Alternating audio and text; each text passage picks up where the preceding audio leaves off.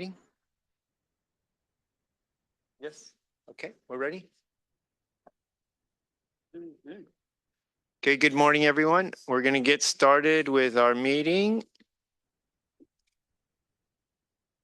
So it's 9:30 a.m. and I'd like to call the Wednesday, June 10th iTalk meeting to order. So before we get started, I would like to ask our interpreter to walk through how our access to our interpretation services for today's meeting, how to access our interpretation services for today's meeting. Please proceed. Good morning. Announcement from the interpreter. To use interpretation feature, please scroll to the bottom of the Zoom screen where the meeting controls are. Click on the interpretation icon and select English as your language.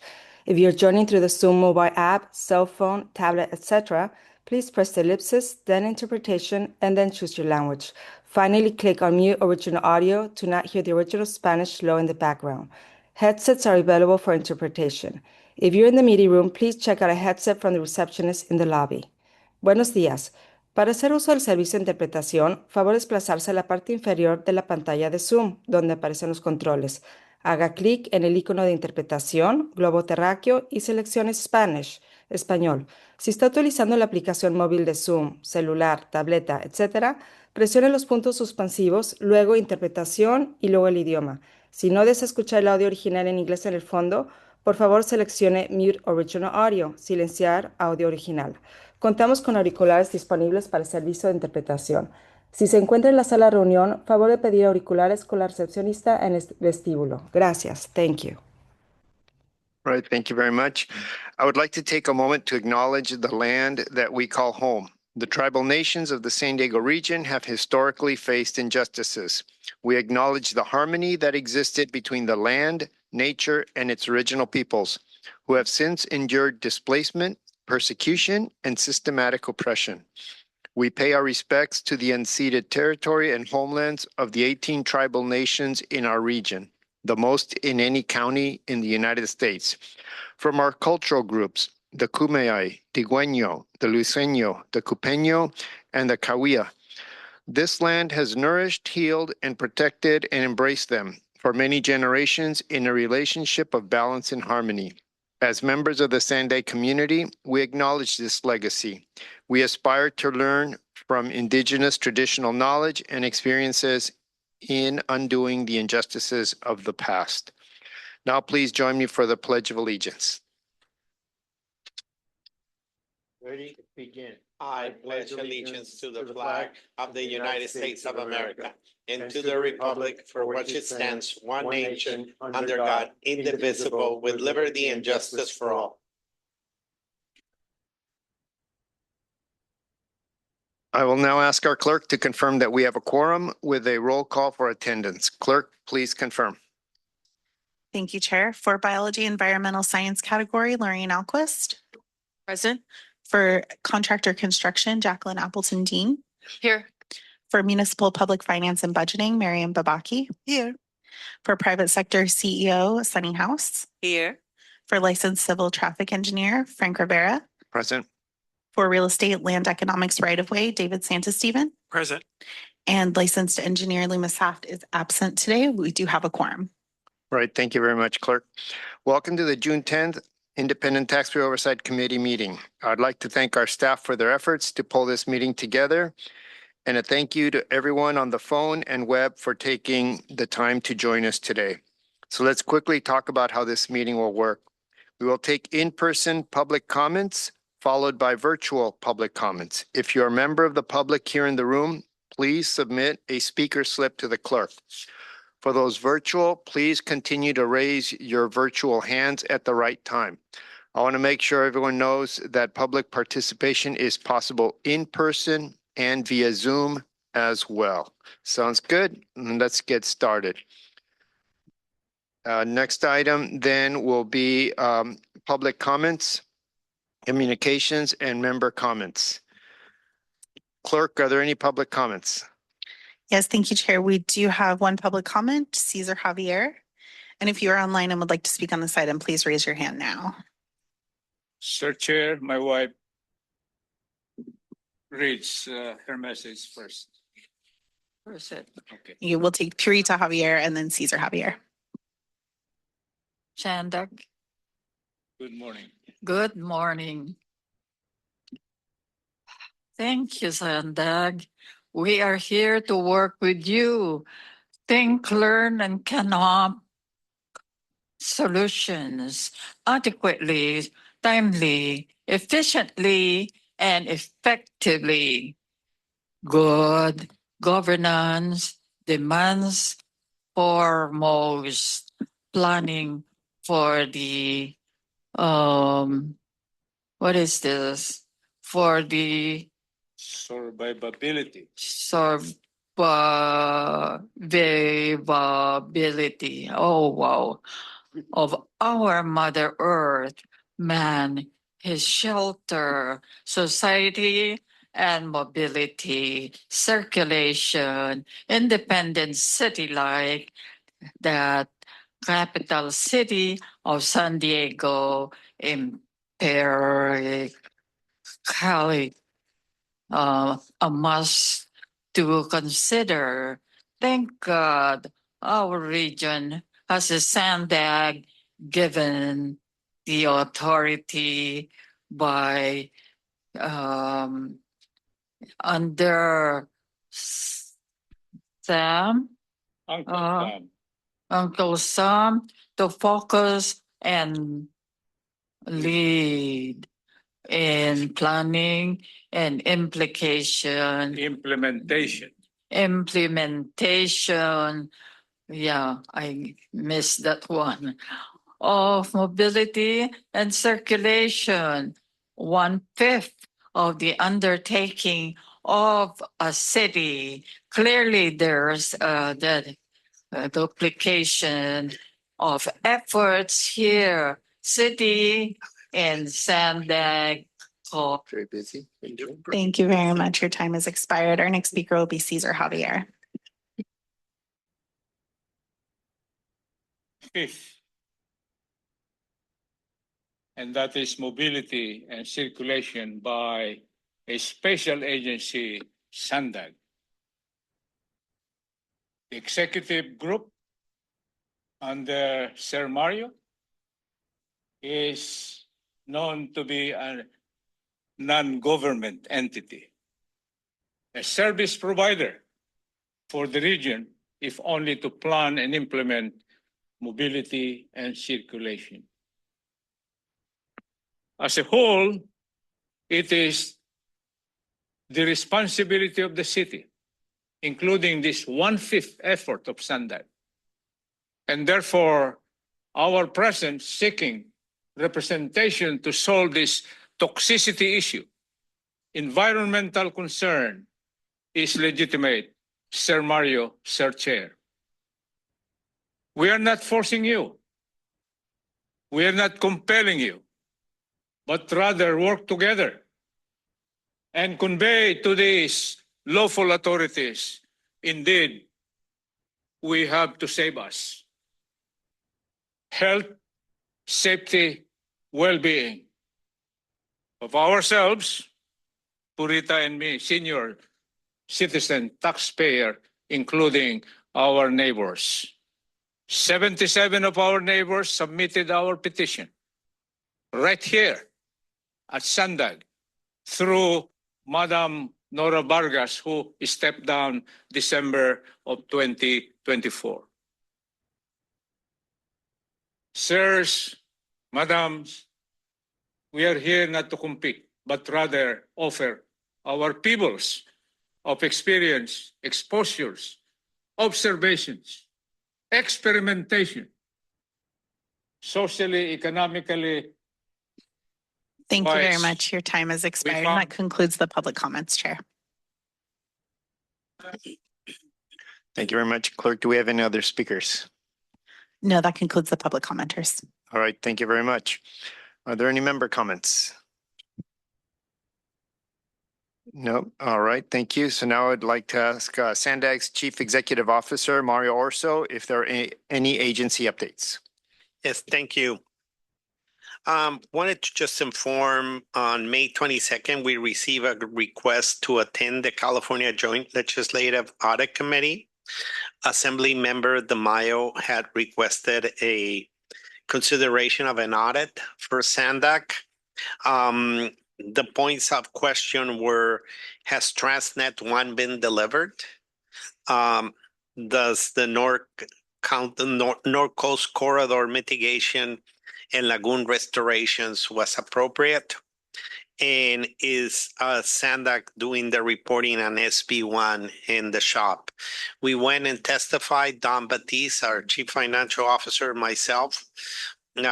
We testified first, TransNet 1 has been delivered. North Coast Corridor mitigation is under CEQA and NEPA, and in addition, it had its own legislation that defined the way to get through a public works plan and get the mitigation done. And we also clarified that we have been reporting on our SB1 funds, and that SANDAG does not utilize shop funds, and that most of the highway projects actually are led by the state, by Caltrans, and not us. The committee considered this. The vote was to not proceed with any audits from the state auditor. And the reason behind that also was brought up that this committee, ITALK, the audit committee, the independent auditor, you all perform a lot of those functions, as well as the audits that FTA does, FHWA, as well as the oversight CTC and Caltrans perform. Assembly member DeMaio was very complimentary on the efforts that have been recently happening at SANDAG. So he brought some concerns, and they were discussed, and the committee decided that the mechanisms already exist of oversight. Regarding our fiscal year 27 internal areas of focus, Shanae, who's here, our Director of Internal Controls, is completing a risk assessment to determine our internal areas of focus for fiscal year 27. Last year, we focused on a lot of the main themes that we had in a lot of the audits, recommendations, training, SOPs, central repository, documentation. There's been a significant progress on all the different recommendations, either from the ITALK or any other audits we have been implementing. But I think we are thinking now more than anything, moving to the next level. The next level is evaluating and assessing those recommendations based on risk factors for the agency, as well as the strategic vision for the agency.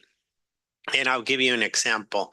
I give this example as a hypothetical example, but let's say our back office. If there was to be a recommendation for our back office to do X factor, and it's going to take us 2 years, we're probably not going to do that recommendation because we're envisioning to have a new system in a year. So why go and do a patch that's going to take us 2 years while we're rebuilding the house? So that's where we're going to be focusing also. So it's going to be an exciting process and journey, and I'm very excited to go with ITALK through this journey on envisioning how we go to the next level of implementing recommendations, but with a longer term vision. That it's and sometimes it may be implementing the recommendation, sometimes maybe restructuring totally certain efforts and functions. Also want to highlight that at the upcoming CTC Commission, there will be some very important votes. One for Otay Mesa East, where we're requesting permission to use the TCP funding to focus it on what's called northbound passenger vehicles, fully funding that phase of that project so we can realize it and take it to operations with nominal financing, if any, is needed. That would represent about 58% of our revenues, projected revenues. And we would get that facility moving, set a baseline on revenues that will make it more feasible and attractive. And hopefully the markets will stable to go and get some bonding for the next phases. So the idea is to try to build something that's going to generate revenue, set the baseline with the money that we have in hand, the different grants. So that could set us up for a better traffic and revenue study that is not just a projection, but it's an actual. And we'll set the project for future financing in a better position. There's also going to be discussions at the CTC about LOSAN financing for our projects, certain projects in our corridor. We're very excited about that element. So hopefully if we get a positive decision, we'll come and report that. And finally, SANDAG main officers and customer service center will be closed on Friday, June 19th for Juneteenth day holiday. That concludes my report, and I'm open for any questions. All right, thank you, Mario. Do we have any member comments? David, go ahead. What day was the meeting? The meeting we're going to discuss like Otay Mesa? Sorry. It's the next CTC meeting. I don't have the date exactly. Which is the date, Michelle? It's in 2 weeks. In 2 weeks. Yes.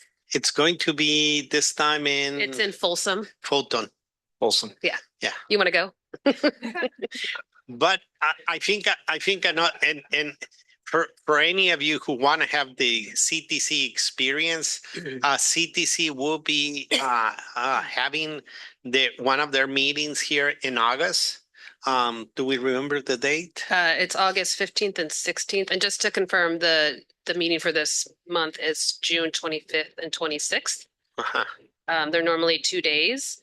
And then the August meeting will be on August 20th and 21st. Yes, and it will be here in this room. Correct. Yeah. In case any of you are interested in coming to a CTC meeting. All right, any other comments? Jacqueline, did you have? I just had one question. So the Otay Mesa East, the request for what kind of funding? It's the SB1 TCEP. It's the TCIF, but this next sequence, the TCP funding, there was some funding granted for the cargo facility. We're asking to see, being that it's all one single facility, if we can redirect that for financing passenger vehicles northbound, which represents about 58% of the revenue. And it will allow us to construct that facility and open it to traffic with nominal or no financing at all. Thank you. And for those who are maybe thinking northbound, PV says the traffic, the passenger vehicles from Mexico to the US. Yeah, the northbound. Yeah. Any other? Sunny, go ahead. Thank you, Mario. The audit request that was done, the meeting with DeMaio, is there any kind of a documentation or report or follow-up that the ITALC members can have access to? We can send you the link to the video of the committee meeting, but there's no report. Okay, so there was no letter sent by SANDAG to them? There was a letter sent to me inviting me. We did not respond in writing. We went and testified. Yeah. And then the committee made a vote. It's a 14-member committee. Yes. 7 members from the state Senate, 7 members from the state assembly. Assembly member DeMaio is one of the members of it. And he made his case. And we presented our case, and I will have to say that one of the senators also presented a very good case in our favor. Yes. So if you could at least send the link. We can send you the link. Thank you. Yes. Since it involved TransNet 1 and all that, I just want to make sure we have that information. Oh, go ahead.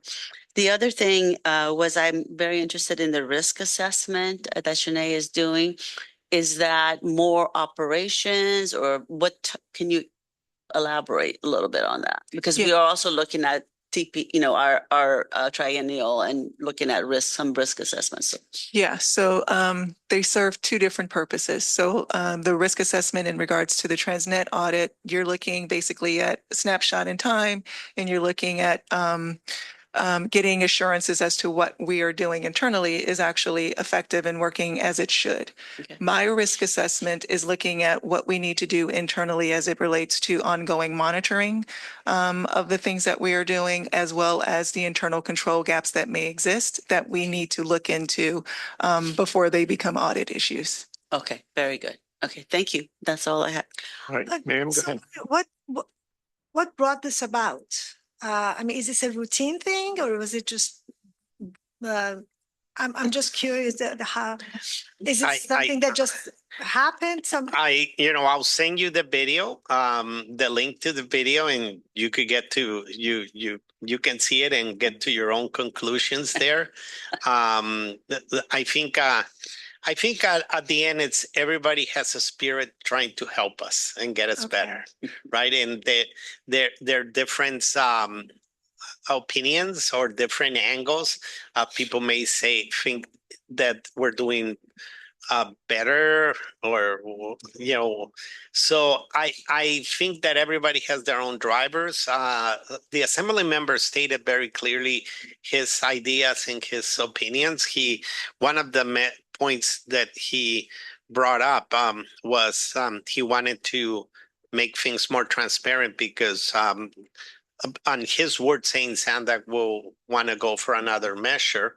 On the record, we are not planning to pursue any measures in the near future, but we'll send you the link and you could It's get just to your interesting. conclusions. Yeah. Okay, thank you. Thanks for the report. And I'm glad iTalk had a positive impact in the assessment. Senator Cabaldon actually brought up a comment that I'm probably never going to forget, because I thought about it also.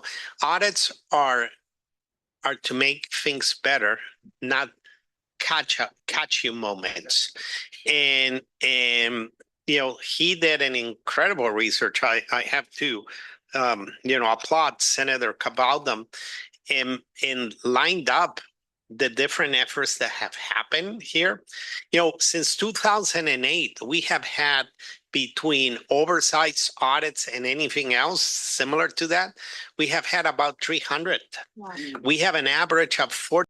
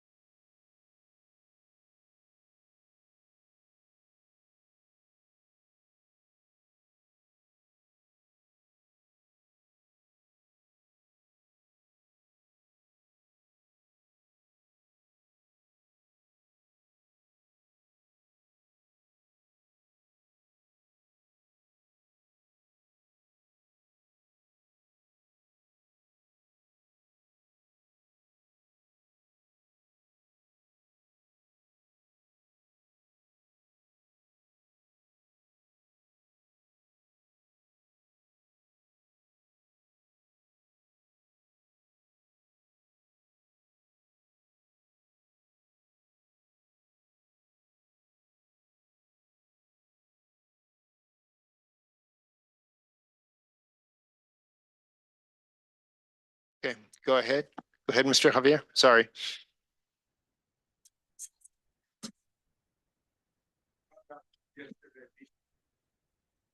In our dreams, it gave way to, for the first time, the presentation in the open by Lemon Grove Impact Project. Thank God we can help in their application for impact projects such as street construction, improvement, maintenance. That was a good product. 3.2, we welcome this process, and we could only hope and pray that this is interpreted as a pilot project. If SANDAG would see clearly that is a costly and incurring fatalities, risk to mankind, let's go back to the basic. We need not to have fancy markings, paintings, safety signages, etc., but simply a simple paint and the words, let's share the road. Less money, less thinking, less materials, and less color of money, including the sensitive political issues. Election is on the season, and we will be expecting changes. And I think we should not only, we should not gamble, but rather rationally invest. Thank you very much. Your time has expired. That concludes the public comments. All right, thank you. So then on the meeting minutes, then we've got a motion made by Member Sunny. Is there a second? I'll second the meeting minutes for May 13th. So if there are no further comments, motion to approve. And okay, so roll call vote. Thank you. For biology, environmental science, Lorraine Alquist. Approve. For contractor construction, Jacqueline Appleton Dean. Approve. For municipal finance and budgeting, Miriam Babaki. Yes. For private sector CEO, Sunny House. Approved. For licensed civil traffic engineer, Frank Rivera. Approve. For real estate, land economics right-of-way, David Santisteven. Approve. Lima Saft is absent today, and that motion passes unanimously with those members present. All right, thank you very much. Okay, so now we'll go to item 3.2. It's an informational item. TransNet Major Corridor and Regional Bikeway Program of Projects Quarterly Status Report. Member Jacqueline, do you have comments? Yeah. So, hi, how are you? You guys are so far away from me. Okay, so I just had a few questions, one of which is a comment. So, but I did note that the construction indexes have kind of fallen from last year a bit, a smidge. Yes. So have you seen a difference, a big difference in putting out contracts and things? Obviously the ones that are out already, maybe not, but putting contracts out. Yeah, we're tracking those. They say a lot of that dip over the last year was really coming off a huge swing. So you got up 65%. So right. One goes down 8 and 1. So maybe it's just correcting itself. It's not, yeah, and as you know, at those quarterly and over the year, they're highly dependent on the projects themselves. So when looking at those, it was interesting that especially over the last year, the CCI particularly is really heavily weighted by the Caltrans contracts, and they had a lot of smaller contracts in that. So it's really interesting. And one of the notes you'll see that what we expected: pavement, asphalt, earthwork actually were the ones that kind of went down a little bit. Was actually, even though the PCC, construction concrete, went up, the structural concrete, which is basically the same but used in structures, a little more sealant, went slightly up while the other ones went down. And so usually those are in correlation while the regular steel went up. So we're trying to looking at it. Have we seen it yet? No. The big one that we'll notice is when SANDAG goes out here to bid at the end of the year. Okay. We haven't had a lot of projects going out to bid, but what we have seen is more bidders, right? Which is, Okay. and a little bit of, I'd say, leveling off, not necessarily going down. Okay. All right. Thank you. And then on the project, so the report, which is, I don't know what page it is, but anyways, it talks about projects, 12 projects in environmental phase, 18 projects and then it is in the design phase, and 14 in construction. And then on where the projects, I think, again, I can't tell what page it is, but it's the titled Regional Bikeway Program Status Update. And then it says 25.7 miles are under construction. So is that referring to the 14 projects? So 14 projects. Not all 14 of those projects are in the bike program. Okay. So that would okay. include That's both where I was like, this is not adding up at all. Because it was like 18 projects in design equal 3.6 mile. Okay. So it's not all the bike. No, it's not just the bike, it's bike and major corridors. Okay. Yep. Okay. Thanks for clarifying that. And then out of the projects that are in the environmental and design phases, how many are fully funded for the construction phase? Check here.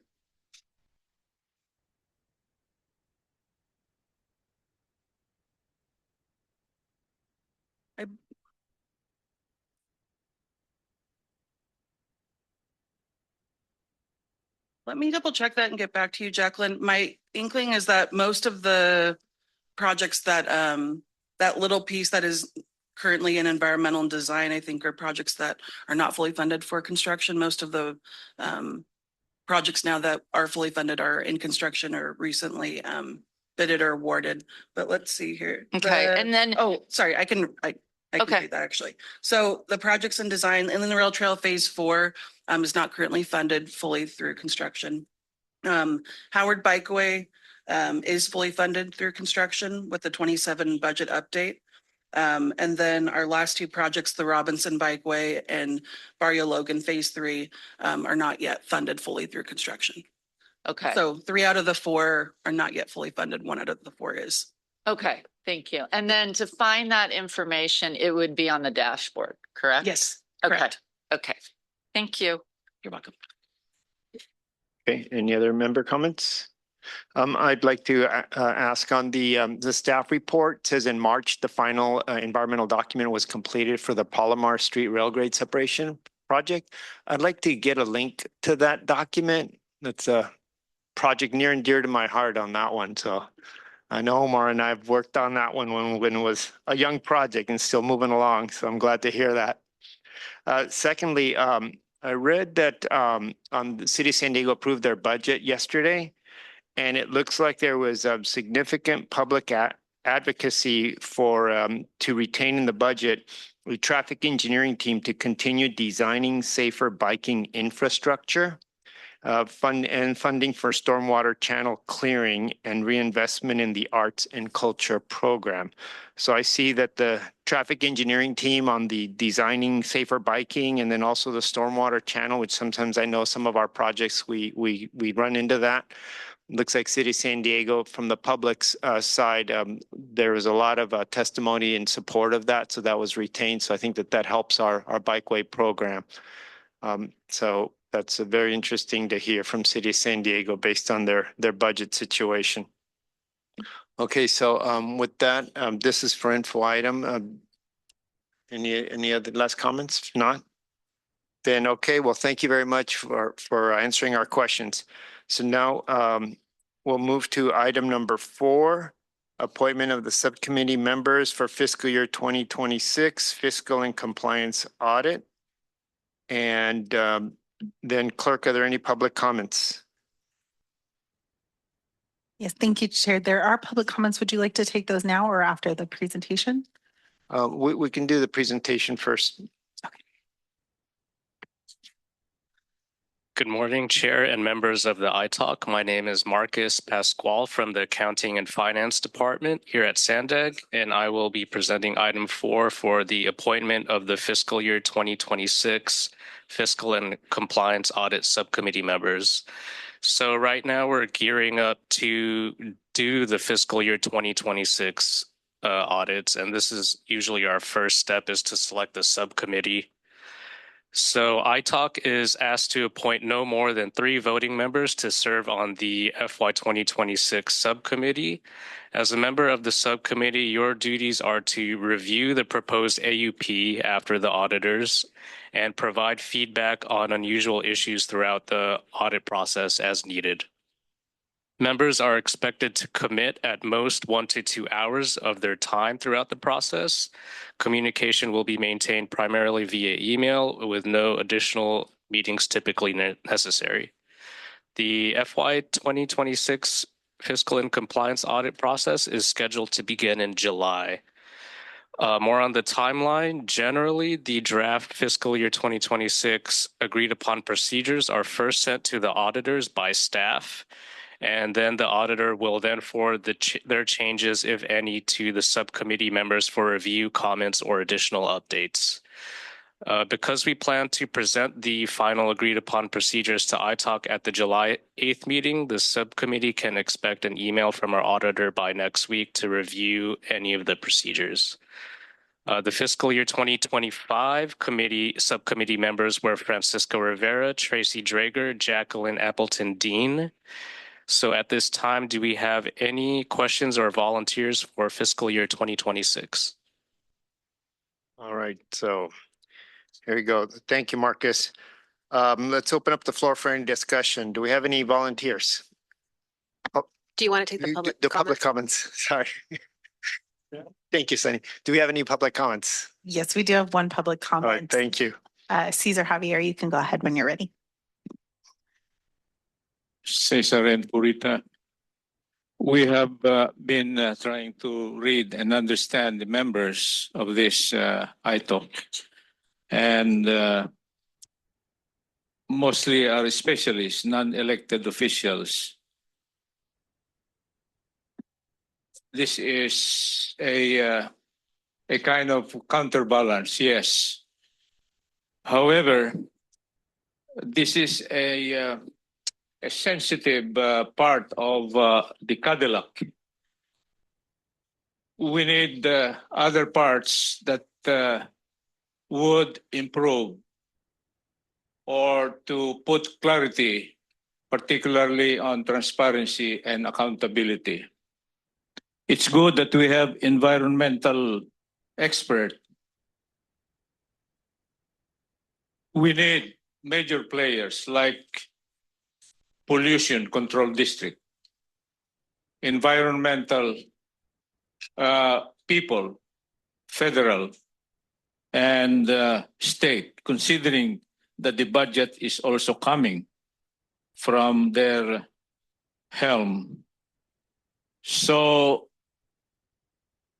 it is our dream that they should be here and form part of the players. Golfers who swing are extreme left or extreme right with only dream of having swing and shot, no matter how small, but straight.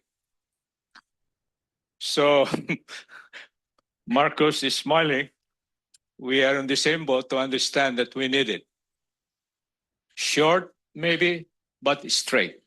And I think that's the goal of ITALK. Thank you very much. Your time has expired. That concludes the public comments, Chair.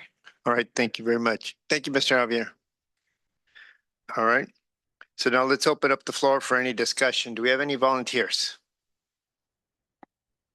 I'll volunteer. So there's one, David. All right, so we've got two. We need up to three, no more than three. So if there's no one else, all right. So I think Marcus, does that work? Then just have David, says Stephen, and myself. Yeah, that works. Typically, we have Tracy as a non-voting member, so Okay. that could make it three right there. Okay. Volunteer. He's in. I mean, Okay. Well, I'll then state that we'd like to extend an invitation to Tracy to be appointed as part of the subcommittee. All right. So I think so then we need a motion to appoint the candidates as new subcommittee members for fiscal year 2026 fiscal and compliance audit. I make the motion. Please state the and names with- on with the. our thanks. All right. So is there a second? I second the motion to appoint Frank Rivera and David Santistevens to the committee. And Tracy. And Tracy. Tracy, okay. Okay. All right. So we We have. just made it official. All right. So we have a motion made by Miriam and seconded by Jacqueline. Any questions? Okay. Seeing none, please, clerk, please roll call vote. Thank you, Chair. For Biology and Environmental Science, Lorraine Alquist. Approve. For Contractor Construction, Jacqueline Appleton Dean. Approve. For Municipal Public Finance and Budgeting, Marion Babaki. Yes. For Private Sector CEO, Sunny House. Approved. For Licensed Civil Traffic Engineer, Frank Rivera. Approve. For Real Estate Land Economics Right of Way, David Santisteven. Approve. And Licensed Engineer Lima Saft is absent today. That motion does pass unanimously with those members present. All right, thank you very much. So now we're going to go to item number 5, and this will require an action. The FY 2021 and FY 2024 TransNet Triennial Performance Audits Recommendation Quarterly Update. So ITALC is asked to approve the 5 TransNet Triennial Performance Audit Completion Forms. This item also provides an overview of the implementation progress made to date on recommendations from FY 2021 and FY 2024 TransNet Triennial Performance Audits. So clerk, are there any public comments? Yes, there are, Chair. Thank you. Cesar Javier.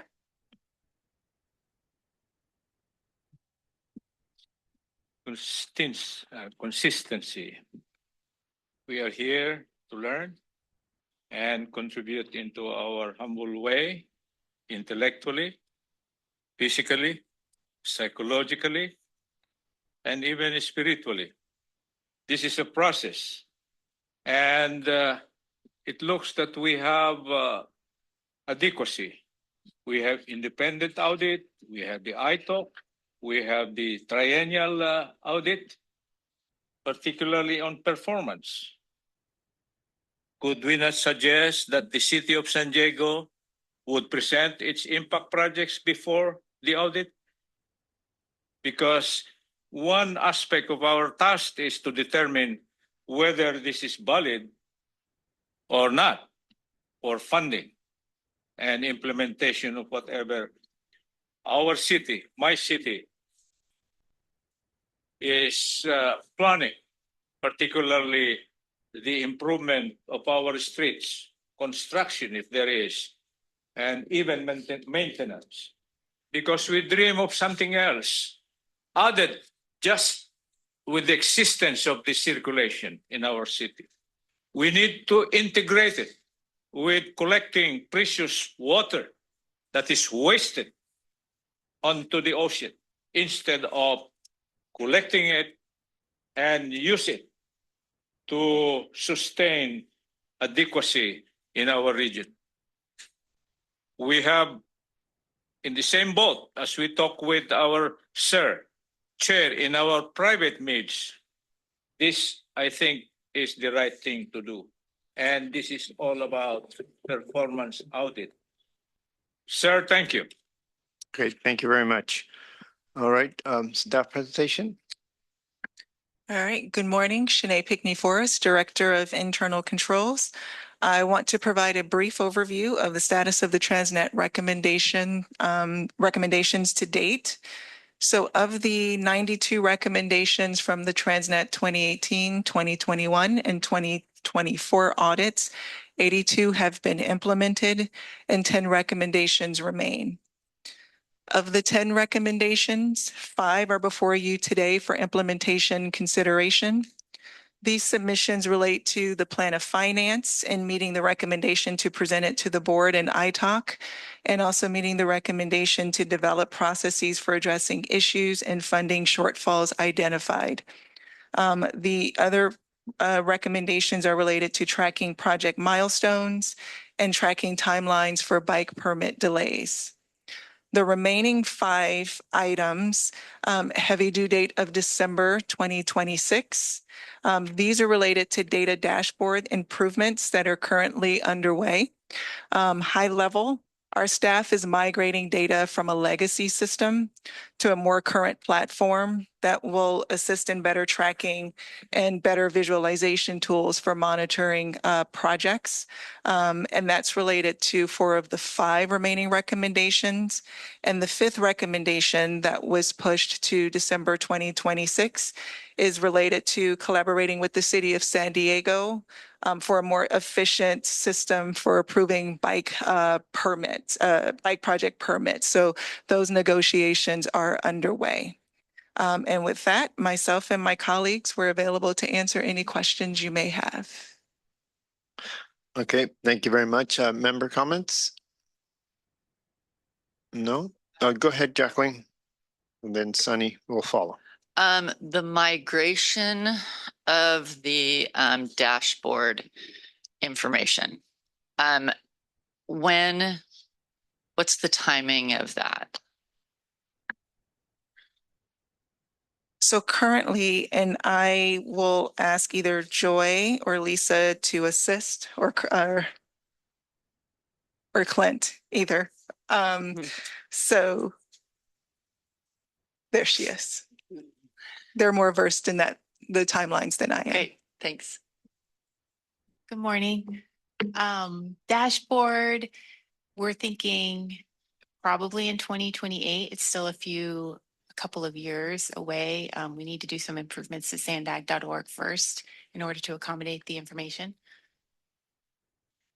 So as you migrate the information, obviously there'll still be a dashboard up there. Correct. But the forward facing, public facing is going to change a great deal or be improved a great deal with this migration? Yes, it will be improved. And we really would like each project to have its own project page, which isn't really how it's set up right now on the dashboard. So yes, we are definitely looking at improvements. Thanks. You're welcome. All right, thank you. Member Sunny. I have a question about the TPA year 21, number 3, which is the plan of finance process, basically for prioritization of projects. Was November 7 or the November plan of finance, was that the first time this was used, or was it? I just want to kind of hear some feedback on how it went, and is there someone that can? So the new optimization process, yes, this is a new process that we took to the board. I believe Clint presented it with Susan, and this is the first time we are putting that together with the plan of finance. So we kind of already had our own process on the back end, but nothing that was formally presented to the board, and the board reviewed it and said, yeah, this is a good way to go. So use this. So with that, we are then taking that information. Once the plan of finance is run, we kind of see what comes out, that we then go back to that, apply that process and methodology. And then we also have a document that we are drafting that talks about what triggers changes, how we deal with that, who's responsible for making those decisions. So that final kind of like SOP is still in draft form, but that will be finalized and brought back to ITALC. Okay, that's what I was wondering.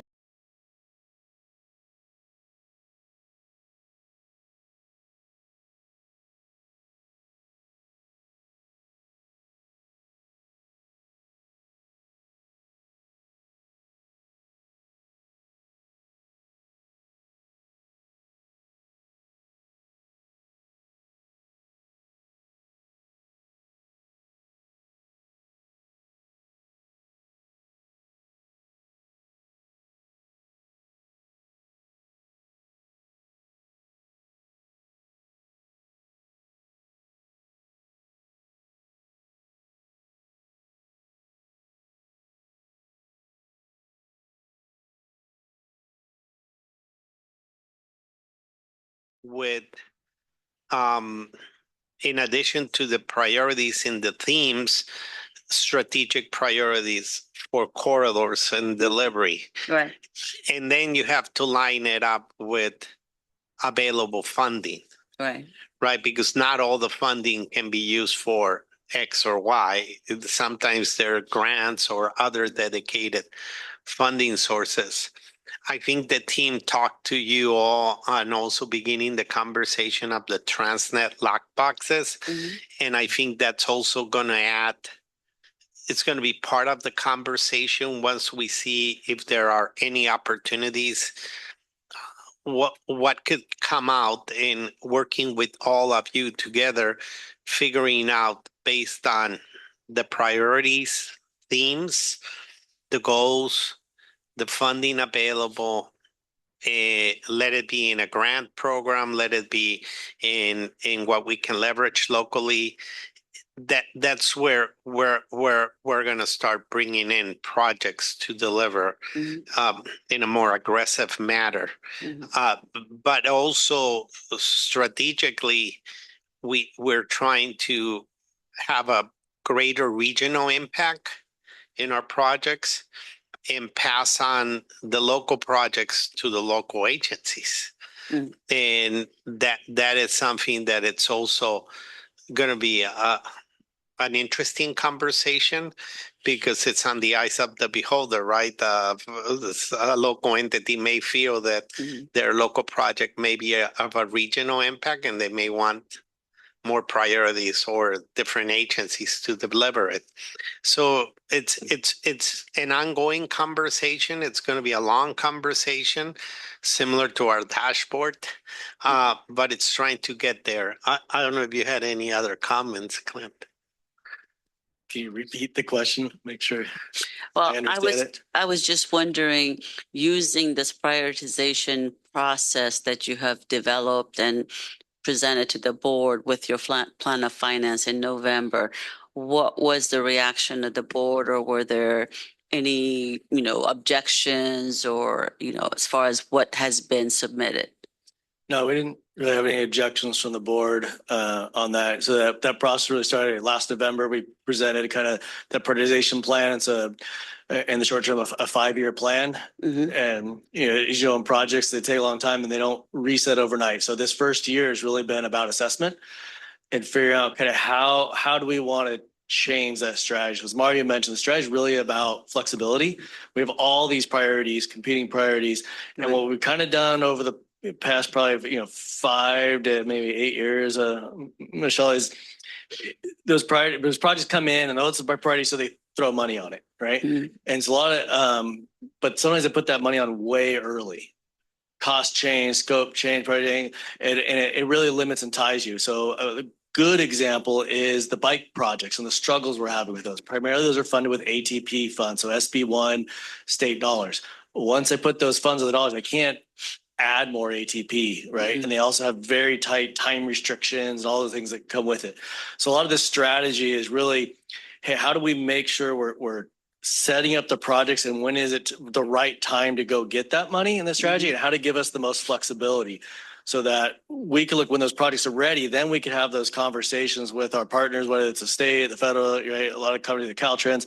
What is the type of money? How do we leverage it the best? How do we, leverage our transit dollars, leverage our flexible funds like the CMAQ and RSP against those grant opportunities? Okay. Looking at what are the right projects. So we're using that prioritization list to when the grant opportunities come up, the new NOFOs come out.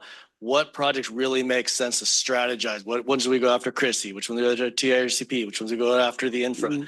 And so that's a lot of it, kind of the strategy discussion. And so you'll see some of the project, the bike, where right now we're kind of resetting them. So we're taking some of those ATP funds, we're proposing to give back to the state, those construction funds. So you asked the question, which ones are funded? Robinson, IRT, they're not funded we're considering not funded for construction because the dollars on there weren't enough and the timing we can't get there. So the strategy is we've been working really close with Caltrans and CTC to make sure we allow us to give back those funds so that we can compete in the next ATP cycle, right? And so we're kind of so we could right size the projects again, Right? And we're doing that across the board. I use bike as an example, but lots of conversations yesterday with Couch in terms of the HOV strategy. So we kind of funded segments of those HOVs all the way up from I-5 up to 76, all the way down to the 94 and 805. They were originally moving as individual projects, right? And really that's a whole corridor managed lane system that we want to look at more strategically. And how do we fund those? So we got congested corridors, heat funding on little pieces that now have to stick on those pieces. So we're reevaluating is how do we reset those CIPs and look at it more of a holistic approach, and that which pieces really that we can go after those grants, right? And look at it as a whole system. And actually, and stepping away from, well, I got a project from this point to this point and that point, right? We're working kind of on a CMGC strategy for that delivery. And so it's really kind of that prioritization is really stepping back. So this first year was a reset. Mm-hmm. Sometimes that means slowing a project down. Sometimes it means giving some money back. So other things we made some strategies to invest in certain ones. So Howard's going out to construction. We put stuff into orange that was ready to go. We're moving forward with some of the other capital projects.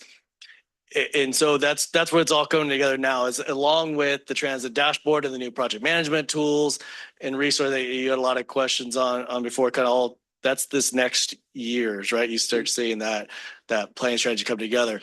I think what's difficult is you're trying to do that projects in the middle of delivery, right? How do you reset in the middle of delivery?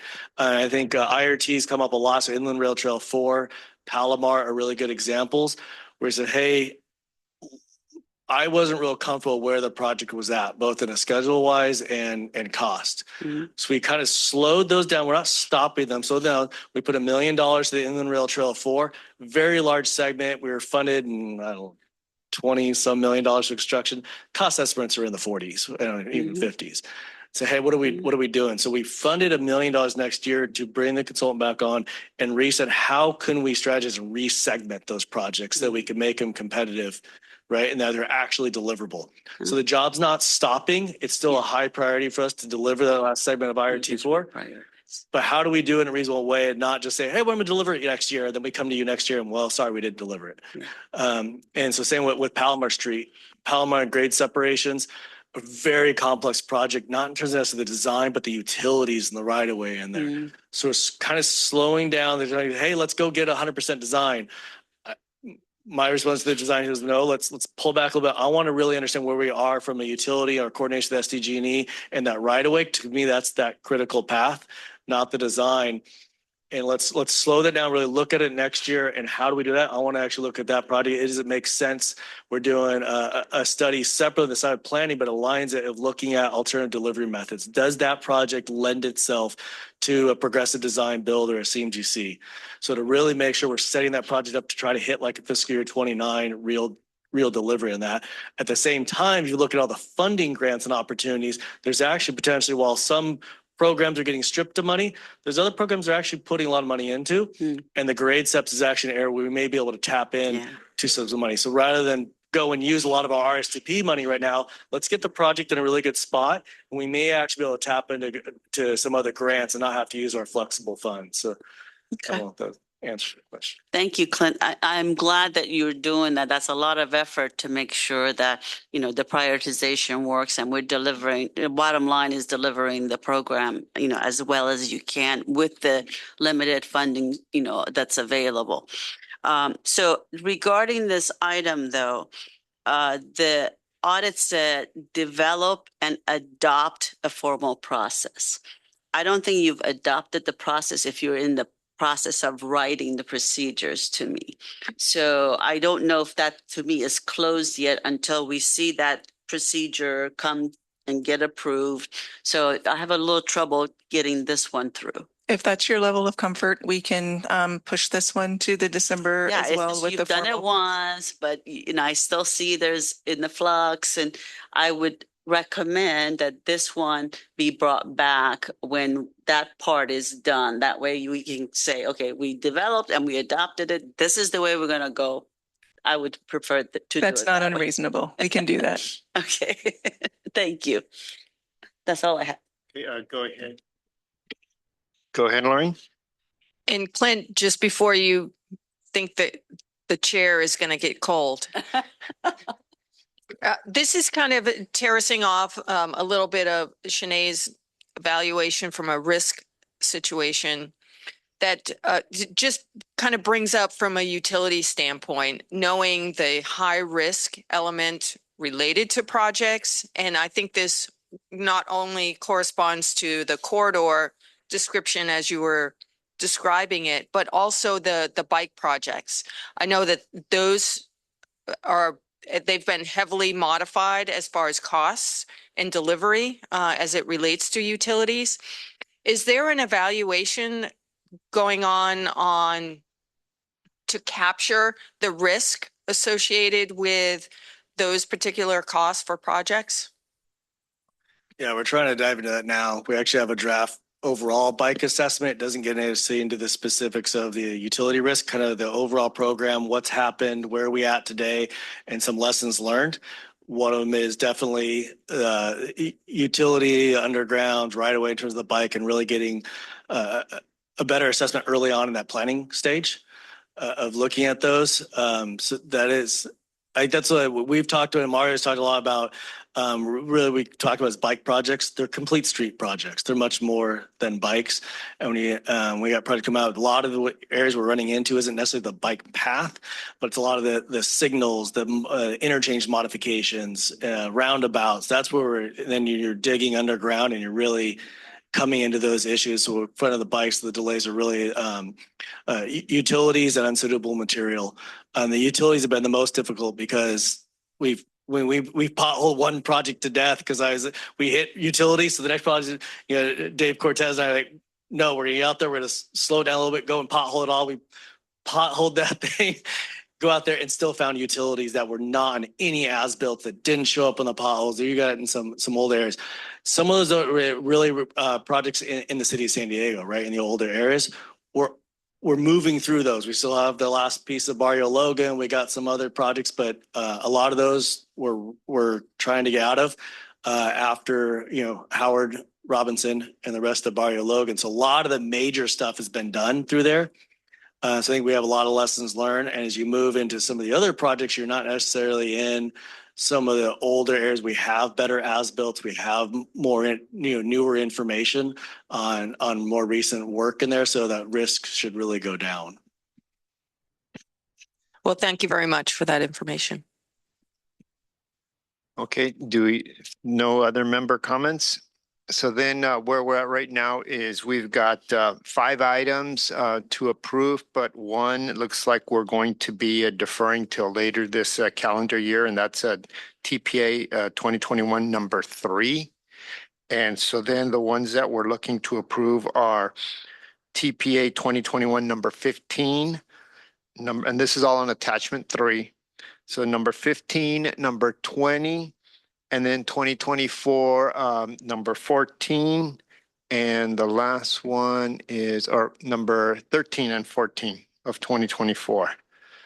So if there's no other comments, then is there a motion to approve the 4 that I've mentioned and trail or continue number 2021 number 3 till later this calendar year? I'll motion to approve. Okay, motion made by member Lorraine. Is there a second to the motion? Oh, I second the motion. okay, and Jacqueline has seconded. Okay. All right, so clerk, please call roll call vote. Thank you, Chair. For Biology, Environmental Science, Lorraine Alquist. Approve. For Contractor Construction, Jacqueline Appleton Dean. Approve. For Municipal Public Finance and Budgeting, Marian Babaki. Yes. For Private Sector CEO, Sunny House. Approved. For Licensed Civil Traffic Engineer, Frank Rivera. Approve. For Real Estate Land Economics Right of Way, David Santasteven. Approve. And Licensed Engineer Lima Saft is absent today. That motion passes unanimously with those members present. All right, thank you very much. And I want to just say kudos to staff for attachment 2. That's really helpful to have that summary because as you read across that attachment, you get the complete picture of where each of the items are at, and it makes it easier for the public to follow. So with that, now we're going to go to item number 6.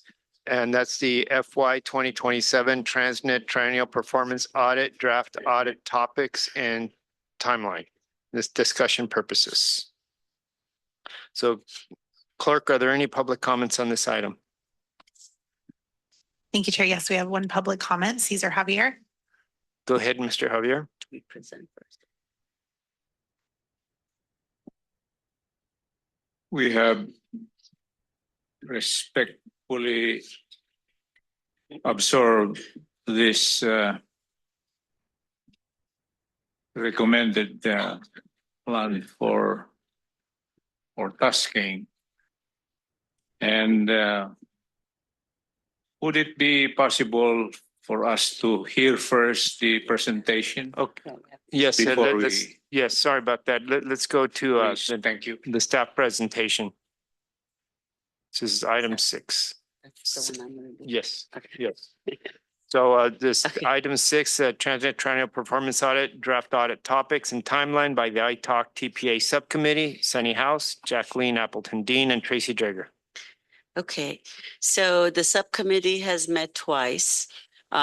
We are charged basically with developing a first draft of some of the items that we would like the auditors to look at. This is not the compliance audit. This is actually the performance of ITALK and TransNet audit. That's typically done every 3 years. And we just had all the different items that are being closed from prior audits. So this will start basically next fiscal year.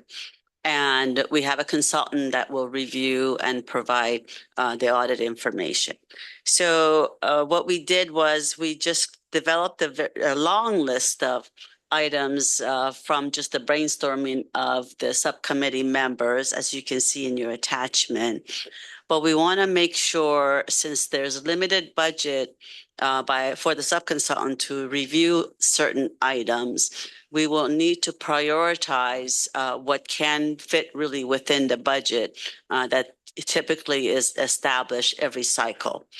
To make sure that that happens, we want to make sure item number 1, that we do this on a risk-based approach. And we will ask the auditors to provide some input into really what's the highest risk that we could take a look at as far as audit items are concerned. One of the items that we wanted to check is all this information that's coming to ITALK for review as far as closure of prior audits. Maybe we will have them look at, is the infrastructure in place as is being reported to make sure that all the that they're comfortable with closure of all the other audit recommendations. And then there are items here about transparency and communication of reports and other information that's being presented to the public. We certainly want to make sure that the TransNet ordinance is in alignment with 2025 RTP, and if it's not, what is being done. So I'm not going to go through all the list, but what we want to do also is we want input from ITALK members. If there are things that we did not think about and you think is important, we will need to put it on the list, and then we'll go through a prioritization process. So I'm open to hearing comments and information from other ITALK members. And Jacqueline, I don't know if you would like to add anything to it as a member of the subcommittee. I do, but let's. Okay. All right. Well, I guess we do public comment first. All right. So public comments. Mr. Javier. Respectfully, SANDAG, when ITALK does the task of studying performance as well as fiduciary or money matters, the budget for your tasking is, to me, immaterial. What we expect is the heart of the task, which is to determine the recipient's performance as far as mobility circulation. That's our dream, to see the transparent, the templates, so we would understand how the recipients perform. Money-wise, again, money-wise, performance-wise. And so we do not see that. Majority of these materials are on bike lanes, and we something or many things are missing, ma'am, Sir Chair, Sir CEO. And this is precisely our consistent attendance. You might observe, we are grouping in the dark how this performance says are journeying. And we look forward that we will see the whole picture, the templates, if only to, to say, oh, we are going on the right thing. We are. Thank you. Your time has expired. That concludes the public comments on this item. All right, thank you, Mr. Javier, and thank you. Okay, so member comments. Jacqueline or Miriam, go ahead. Yeah, we'll go to Jacqueline. Go first. You go. I'll recognize. My questions. So go ahead. Well, my question or my. Hit the mic, your microphone. Oh, sorry. As Mario talked about in the beginning of the session, and Shanae was talking about a risk-based audit and people, us on this triennial report asking for something that may be in the works, maybe something that's a year in the works, but maybe something that's, that's on the 5-year plan. How are we going to address things like that? And I have in my mind the dashboard, because we just talked about it, and how it maybe wouldn't be up and running until 28. But anyways, that's the question. Yes. So as part of the audit process, when we were kind of discussing in the subgroup, the auditors will do a risk-based approach. And so with that risk-based approach, they'll take the list that you have today. They'll kind of go through that. They'll have conversations with myself. They will, we can have them have conversations with other, relevant stakeholders who are kind of actively participating in some of the efforts that are kind of circling the TransNet activities. Based on that, they can kind of calibrate their scope of work accordingly. So if there's work that we are doing, the dashboard, for example, if they choose to look at it, they will know ahead of time that what they're looking at is going to kind of run parallel to ongoing efforts, and they can tailor their scope of work accordingly. So it wouldn't be necessarily a look back in regards to what the dashboard is not doing. That would be an opportunity for them to provide us with any perspective in regards to what the dashboard could include that we're not currently considering at the moment. Or it could be an opportunity for the auditors at that point in time to give you assurance that what we are doing is sufficient and we should continue moving forward. So long answer is, based on that risk assessment, they'll have a full understanding of all of the efforts that are going on at SANDAG, all of the other audits that are currently underway, and they will take that into consideration as they kind of put together their overall objectives and then their scope of work. But if I may add, I think we're moving into a transition where we as staff want to have a conversation of audit recommendations when they come out. And, sometimes in some worlds there's a need to, you need to agree with the audits and implement the recommendations and implement it.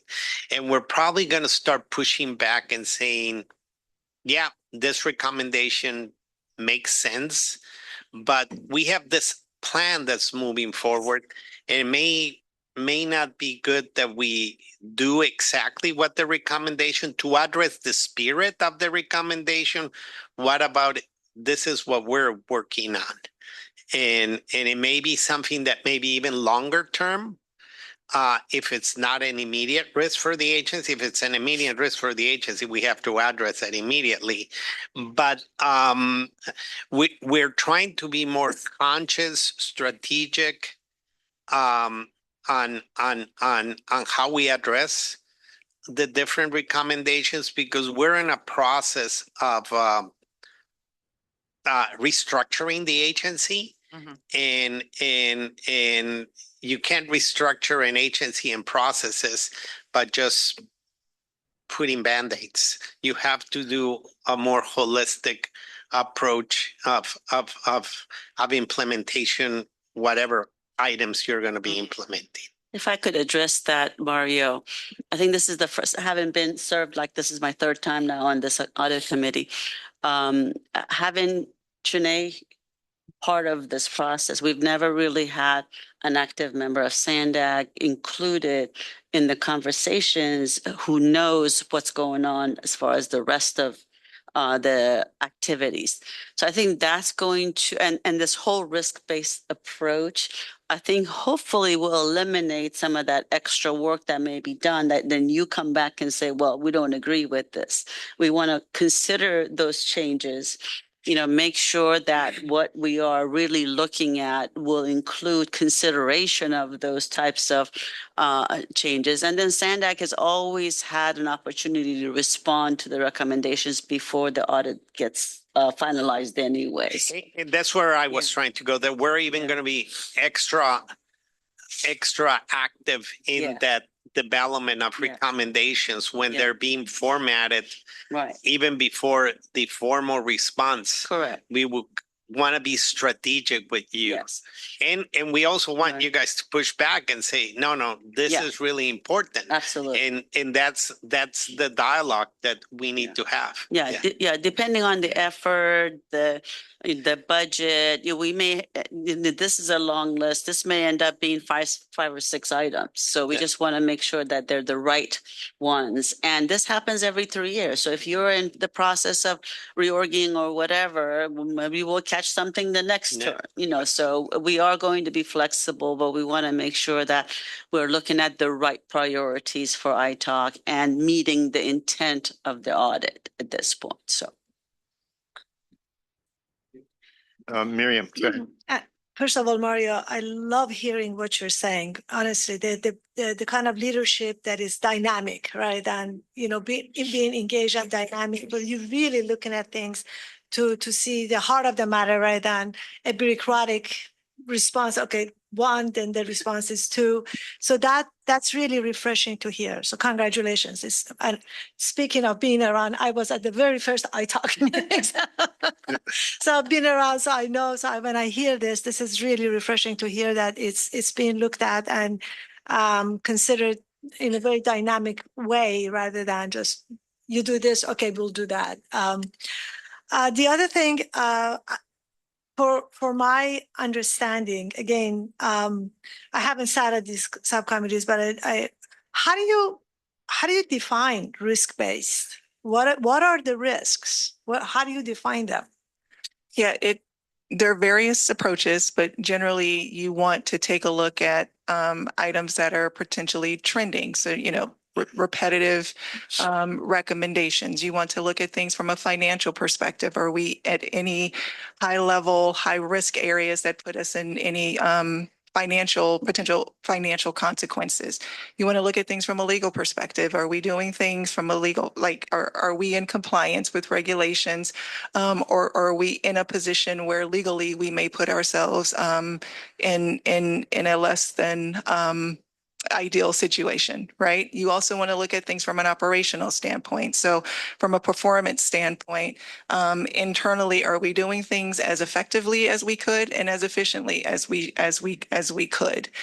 You want to look at stakeholder feedback. So what are the things that are concerning the members of the board, the members of the committee? What are the things that the public has concerns about? What are the things that management has top of mind? So you want to kind of take a look at that from a standpoint, from an internal control standpoint. I'm looking at, okay, over the past year since I've been here, these are the areas where I think we need to kind of bolster our internal controls. Can they take a look at that to give me some perspective in terms of what it is that we're doing? So there's various approaches, but there are certain things that you definitely want to kind of key in and touch on to make sure that you're kind of considering those on an ongoing and consistent basis. And I am pretty sure, I would be surprised if the auditors did not have previous background or previous experience or previous documentation where they had items that were kind of on their radar that they had not gotten to yet,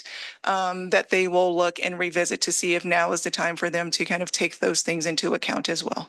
And will you be prioritizing all these risk areas? Because there's quite a few. So the auditors, they will conduct their own risk assessment. I am here to kind of facilitate conversation. So I will not actively be participating in that risk assessment, but I will be providing perspective to them in terms of what other audits are going on. If we are kind of considering that a high priority area within management, if it is something that has come up repeatedly in all of the other audits, I am there to provide that perspective so that they can score their risk assessment, accordingly. I just want to make sure it's clarified because this is an ITALK audit. So it's basically we decide with information and input from the auditors what's important to review for this audit process. So Shanae is going to be there for information. She's not influencing, what we want to look at, but she's there because she knows what's happening internally and, certain things that may need to be addressed later. So that's the reason why we've invited her to be part of this audit process. But this is an independent, it's, I talk deciding what we want to study or we review. We can prioritize as well. That's the whole process is we come back to you once we have, that information, then we say, okay, these are what we've decided to give the auditors to review. And that's the final list. And then everyone needs to have input in that as well. Okay. And I have one more. Since we're on the topic of the audits and something that Mario said earlier about some 300 audits and we have 300. Yeah, 300 audits and we have like 14 audits a year you mentioned. That's a lot. That's a lot of resources that's going just to it's almost like the audit effort is taking as much as the effort itself. I've been involved in audit. That there's a lot of work goes into it. All right. Are there any ideas of bringing some efficiency into that so that we don't need to do so many audits? Well, it's mind-boggling. I had no idea. I think that we need to be cognizant of where we were and where we want to go, and the process that we all together have been moving is to gain the trust, gain the trust between ourselves, gain the trust to the board, gain the trust with the public. As that is being accomplished in that journey, I think that our audits, multiple efforts of audits, yes, they are required, they're needed, they're healthy, but I truly believe that we need to be moving more into assessments than audits, right? Constructive efforts. It's good to look at a time and moment, and you will always need a particular audit or several of them, but we need to be thinking about what is the ultimate goal of gaining the trust and improving the processes and transparency of the agency. And I think we are in the future, we do need to have a conversation between the different oversight groups, committees, whatever, that exists within the agency as well as externally, in finding that sweet balance, because it is quite challenging. We will probably be in the process of start tracking the time that we spent staff-wise on this efforts to eventually present to the board that very same point that you're bringing, right? What is the right proportion of time to spend in oversight? Yeah. And again, it's needed, it's required, but everything in its right time and moment and balance. Yeah. Okay, right. Well, thank you. All right, thank you. And go ahead, Jacqueline. you have Just, comments? I mean, just to kind of full circle. So I really appreciate I'm going to call it open dialogue. Mario knows me pretty well, so I like the pushback. Because I haven't been here very long. So what I saw was this mountain of to-do items. I just felt like, and some were actually fighting with each other. And so I would hope that as we put this together, there will be, we can definitely push back. We know how to do that. But, some dialogue that we don't kind of go off on this tangent, that you all have to say, okay, we're going to go look at that. But really it's like, we're not really going to look at it because, it doesn't fit in with our strategic plan. So anyways, just that open dialogue, I think, is really going to be good.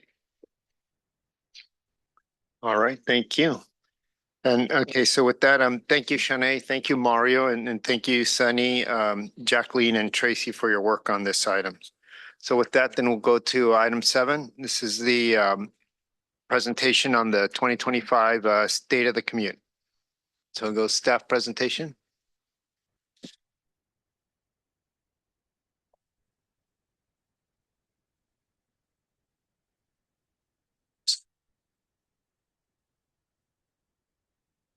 Good morning, iTalk members. I'm Joaquin Ortega, a researcher and modeler here at SANDAG with the Applied Research and Performance Monitoring Group within data science. We're here to present the 2025 State of the Commute, which is a reflection of a lot of work, not only here at SANDAG amongst our staff, but amongst our partners at the transit operators, Caltrans, and almost all of our stakeholders that we have here. Connor Voss is here to present the 2025 State of the Commute, and we're very happy to have him back to present the 2025 edition of that. If you remember, I did it last year, but we're very happy to have Connor back with us this year. And so please take it away, Connor. Thank you, Joaquin. Thank you, iTalk, for hearing about the State of the Commute. Yeah, good to be back. Missed doing it last year. So quick kind of overview. This is the annual report. We do this every single year. The idea is to get a high-level overview of how conditions in our region related to transportation and related to commutes, how those change. And so we'll be diving into a little bit of details after the presentation. I'll do a little bit of a live demonstration. We'll cover some of the topics, but there's so much to cover in the report. We're not going to go through all of it today, but I'm happy to field any questions about any of the information in the report here today. So I mentioned we'll go over some of the updates. We'll also go over some of the changes in the spirit of trying to be responsive to some of the feedback that you all provide to us every single year.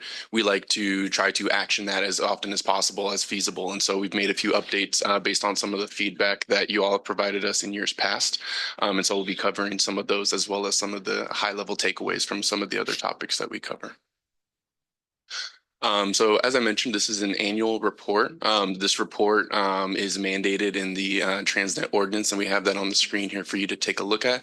But basically, kind of the summary here is that this report covers levels of service by roadway segments. We also look at time of day along major corridors.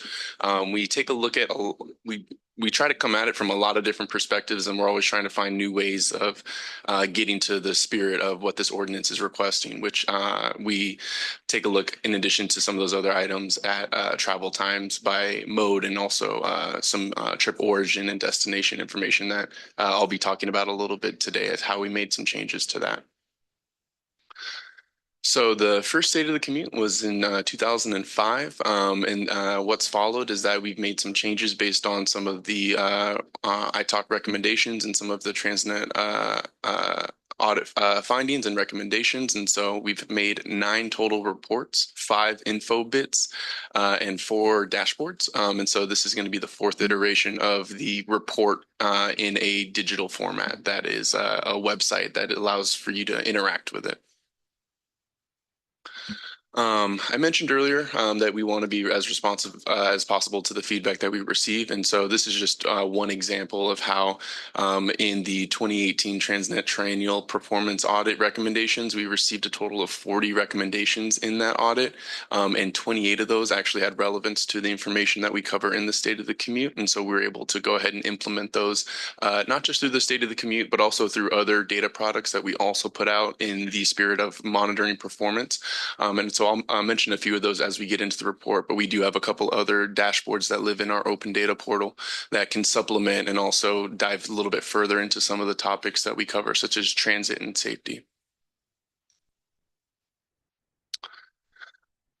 So since our group has taken over the State of the Commute report, we have made quite a few changes.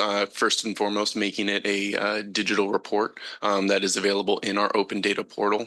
This really allows us a lot of flexibility in terms of how we display and disseminate information that's covered in the report. But over the years, we've created, as I mentioned, a couple other dashboards. We've launched the Regional Safety Dashboard, which we call the Traffic Safety Dashboard. That's visible in our open data portal. We've also launched last year the Transit Ridership Dashboard, which we do a lot of monitoring in the State of the Commute report of transit conditions in our region. But if you really want to dive a little bit further into that and have custom search queries available to you that aren't available in the State of the Commute report, definitely recommend going and checking that out, the Transit Ridership Dashboard that's in the open data portal. So I mentioned a few changes. This PowerPoint right here is going to show you some of the changes we've made over the years in response to the feedback that we've received. But new this year is an improved travel time analysis. One of the big feedbacks that we've received over the years is that the travel time analysis that we've typically done doesn't include getting on and or off major highways or freeways. And so we have changed our data source because in part the Caltrans performance monitoring system that we typically get this data from didn't have data available to us for 2025. So it kind of spurred a little bit of innovation into how we report this. And so we found a new data source for that I'll go into in a little bit here. But this is a much welcomed improvement, and we're really happy that we were able to make this one happen. We've also changed how we're reporting on delay and volume in our region. In the past, we've taken a look at just kind of annually what the kind of major hotspots are for congestion in our region. And that tends to change year over year because it is fairly volatile depending on exactly where it's happening. And so now we've made a change to actually monitor specific locations, and we'll be doing those annually moving forward. So it'll be kind of the same ruler, so to speak, as we move forward. So a little less variation in the locations that we'll be analyzing. And then lastly, we took a look at VMT by time of day. This kind of gets to some of the questions that we've received in the past about, are the commute windows changing? How are people's different work accommodations or school accommodations impacting what time of day that they travel? And so we do get into that a little bit with the VMT analysis that we do. So here's our contact information here and a link to the State of the Commute report. And this is everybody's favorite part of the presentation, where our fantastic production team and I are going to do a little dance here and show off this wonderful application that we have here. So those of you who haven't seen this before, this is our open data portal, and just kind of a high level overview of this. This is a location where we keep all of the different data that SANDAG makes available to the public. So this right here is a website that you can go on, and it allows you to interact with the data. So most of these charts allow you to filter information. You can create custom reports and also view it in either a tabular format or in a chart that is visualized here. And so we lay it out fairly simple. We don't do a ton of analysis in here. We're really just reporting on what we're seeing and what the conditions look like. And so you'll see some text associated with these charts and some of these figures describing what you're seeing. But if you have a lot of questions about how the data is produced and what it looks like, there's a vertical ellipses that's in the upper right-hand corner of each of these charts that if you click on it, it'll give you the option to go to the source of the data. And there's a whole ton of documentation associated with each one of these data assets that covers how the data was collected, how it was produced, and some of the limitations that may be associated with it. So that's my open data portal spiel. Now for some of the key takeaways. If we go back up here to the first few charts here, one of the first ones that we look at is peak period highway travel. So this is a measure of VMT. And what we're reporting here is that VMT is relatively unchanged. So we see a slight decrease in the total vehicle miles that are traveled in our region's highway system. And so this is another slight decrease that we've seen year over year. And that's a general theme that I'll be kind of mentioning as we get into this report, is that a lot of these metrics that we're reporting on, we're not seeing a ton of change in the conditions in our region. Some of them are going up, some of them are going down, but generally speaking, we're not seeing any major shifts at this point.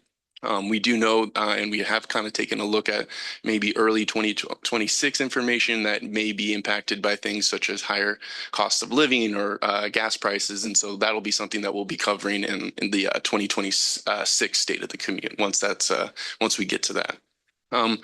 But moving on here, so to the right there, there's a chart there that is new to the State of the Commute report, and this is the travel time analysis. And so really what we wanted to do is start to blend a little bit of not just looking at the peak period travel times, but kind of comparing those to what you would see in off-peak times. And so what this chart's doing here and what it allows you to do is it allows you to see how during a peak period, so such as a 6 o'clock hour, 7 o'clock hour, or 8 o'clock hour travel window, you can see here that the travel times change depending on what direction the traffic is going in. And so we've selected a small subset in this region of origins and destinations. Typically, there's locations such as the San Diego County, the county building, or the San Ysidro Transit Center, the El Cajon City Council office. So we've picked a few different locations in the middle of some of these employment centers, and we've gone ahead and measured exactly in minutes how long it takes to travel during these hours of the day. And what I think is really interesting about that is that some of these locations do have longer travel times in minutes depending on what time of day that it is. And so this chart allows you to play around with it. And one of the goals that we have moving forward is to increase the number of corridors that we'll be reporting on next year so that we can start looking at other different commute corridors. Moving on here to the next chart, we do report average weekday transit ridership in terms of the number of people getting on and off of these vehicles. In terms of the number of people boarding transit vehicles in our region, we saw again, slight increase in the number of average weekday boardings. So I think we're reporting only about a 0.8% increase. So not as big as we've seen in the past, but still no major changes here on that front. And we do have a very big transit section here later on that we can touch on in a little bit. And then otherwise, in the key takeaways here, we do report on traffic collisions. These are collisions reported to the California Highway Patrol via local law enforcement and sheriff's offices. And what we're seeing here with preliminary data for 2024 and 2025, that we are seeing, we're basically on par with what we've seen in recent years in terms of the number of severe injury collisions and the number of fatal collisions. One thing that I'll note here is that fatal collision chart here for 2025, I mentioned is preliminary. We're expecting that number to increase. The reason that it's preliminary is that some of these cases do have quite a bit of lag time in terms of resolution. And so once those more serious cases do get their resolution, they'll be added to the data set. So we'll have an updated figure for that for next year as well. But 2023 is final for the traffic safety data that we'll be reporting in this report. So moving on here, we do have a little bit of kind of a level setting here, talking about the regional economic landscape.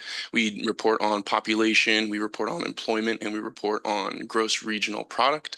And so what those metrics are intended to do is basically describe what the other conditions that do have an impact on traffic in our region are looking like. And generally speaking, again, not a ton of change, but we are reporting that we are still seeing increases in the gross regional product in our region.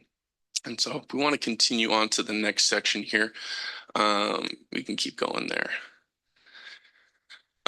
Again, new to this report, I mentioned this is another version of the chart that I showed earlier, the travel times by corridor. And so this chart here is showing you how from one location to the other in our region, the average travel time in minutes, depending on what time of day that you're traveling on, it does vary. And so it can show that in certain regions, we can have trips that are much longer, depending on what the peak period is. And so what this is, I think, really showing is that some of these windows are much shorter than others. So you see how the AM peak period is quite a bit shorter than the PM peak period for this selected travel corridor. And so this is fairly informative. And again, this is a door-to-door analysis as opposed to just highway travel. So this should be more representative than what we've reported on in the past.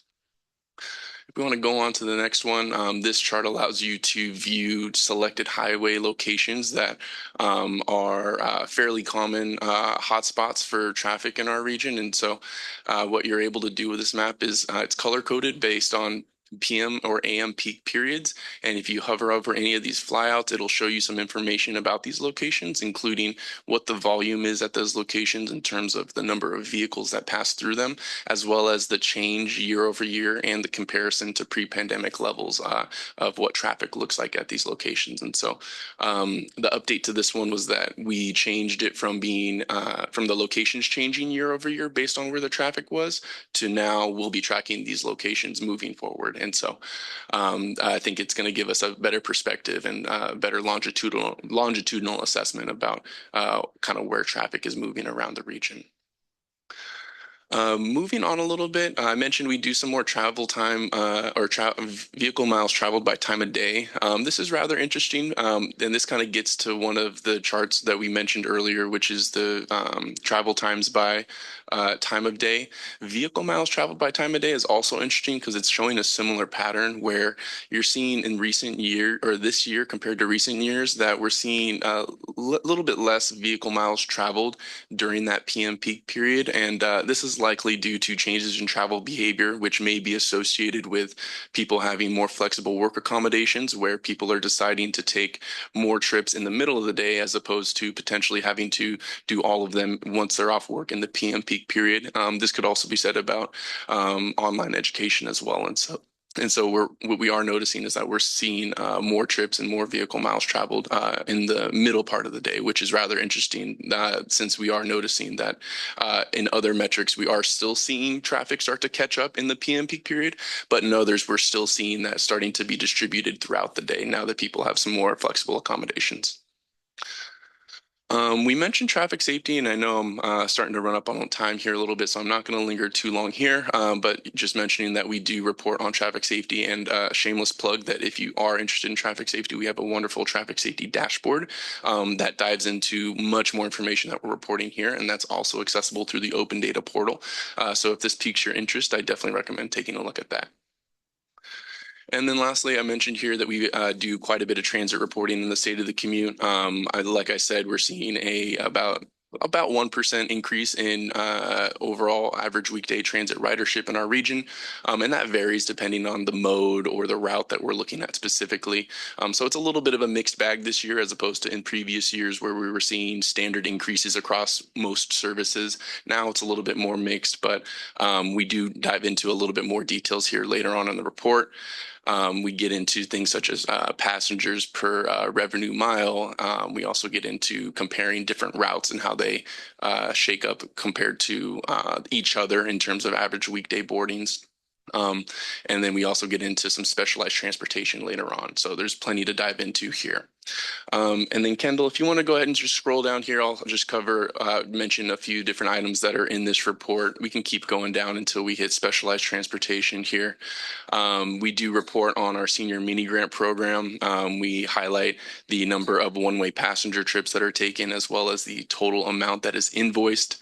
We have a bike section if we continue to move down further in this report in terms of the number of or the miles of bikeways that are built. And then we also cover the amount of bikes that we count at select locations across our region. If we want to keep going down, those are the bike trends and the bike counts. We also get into some local road conditions here. We check out speed and average daily traffic and the number of vehicles that are passing through some of our what we call arterial roads in our region. So think kind of not highway, but primary roads associated with those.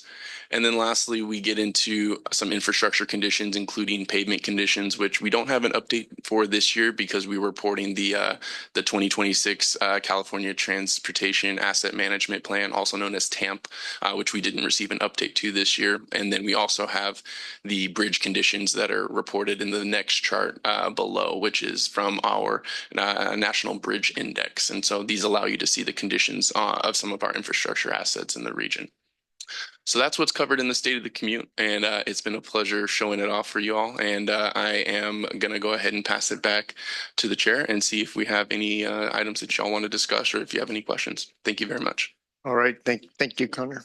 You can open up to member comments.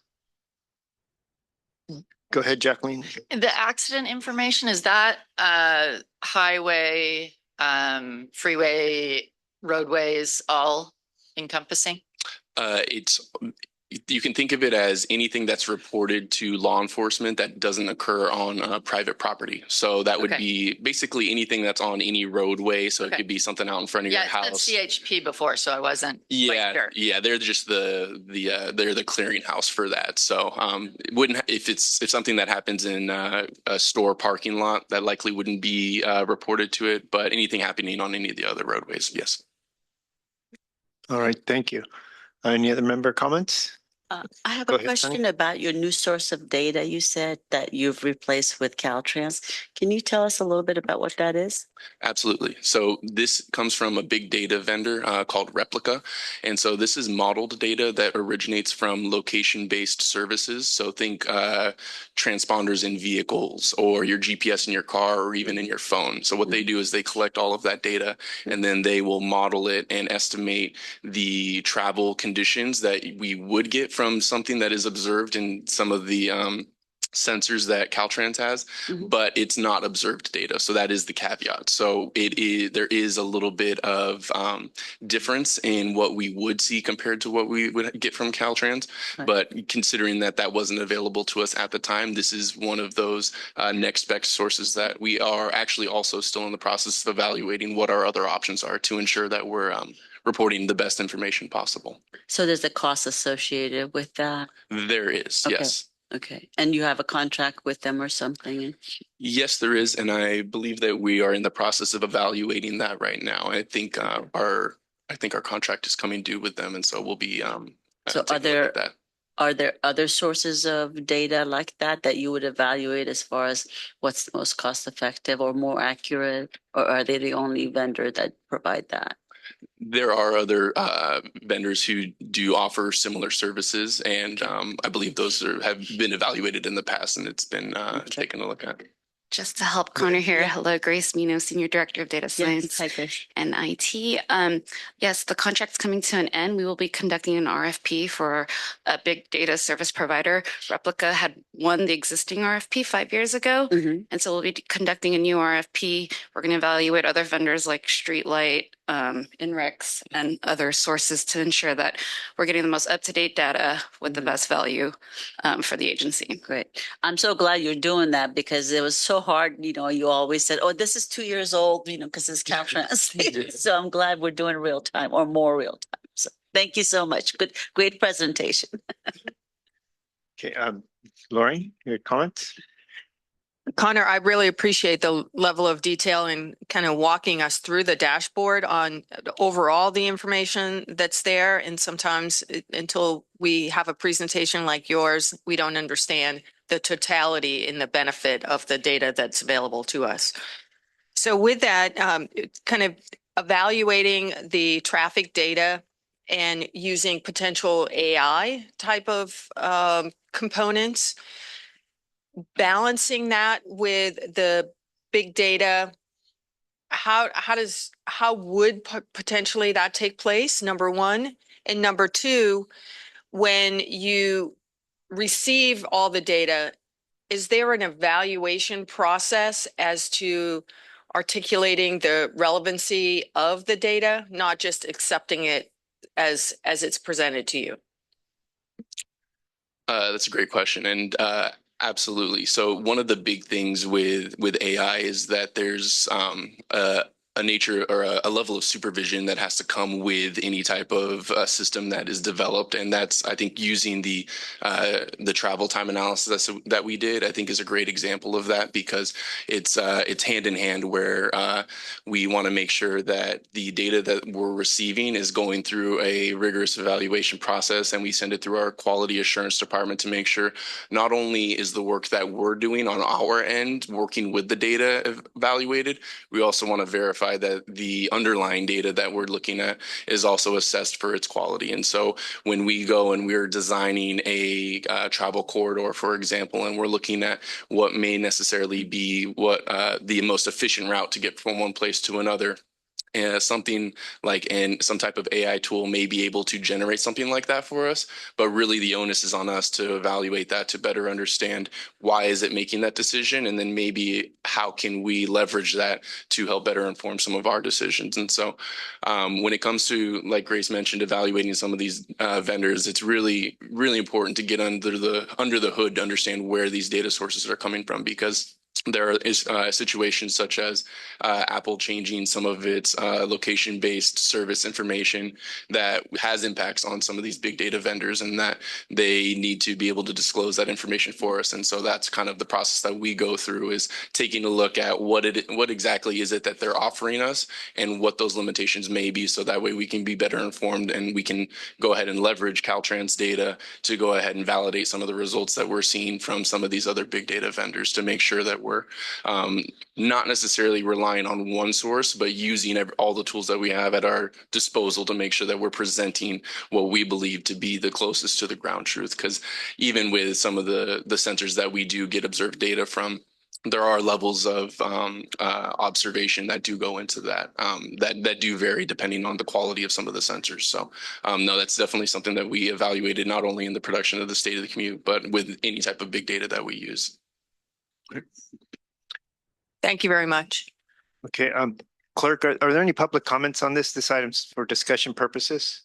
Yes, thank you, Chair. We do have one public comment, Cesar Javier. Okay, Mr. Javier, go ahead. Thank you, fellow Earthlings.